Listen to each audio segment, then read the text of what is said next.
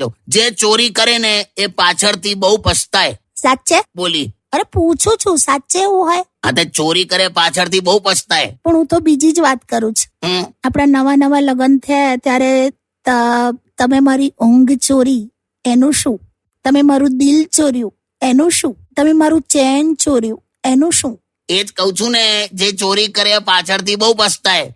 અરે કાકા, કે રોમેન્ટિક વાત હતી. પણ ચોરીમાં ક્યાં રોમેન્સ કાઢે છે તું? બેસને છાનમાની. આ ચોરીનું ખબર છે કાકા? હમણાં બહુ ખતરનાક વસ્તુ. હું લા. હમણાં ઓફિસમાં આખો વીમો ઉતારે છે સાહેબ, થેફ્ટ માટેનો હોય છે ને. હા, બધું ચોરી એટલે બધું આખું વીમો ઉતારે, બરાબર? તે અત્યારે ચાલુ જ છે વીમો ઉતાર. બધી એક એક વસ્તુ કવર કરી છે, ફર્નિચર થી માંડીને આ તે નાનામાં નાની વસ્તુ. હા, તે મને ખબર છે. મેં તાર સાહેબને એવું પણ કીધું કે તમે બધું કવર કરો, પણ આ પેલી ઘડિયાળ છે ને, હા, આ ઘડિયાળનો વીમો તમારું ઉતારવાની જરૂર નહીં પડે. કેમ એવું? એકદમ સેફ જ છે લા. આખા સ્ટાફની નજર એના ઉપર જ હોય છે.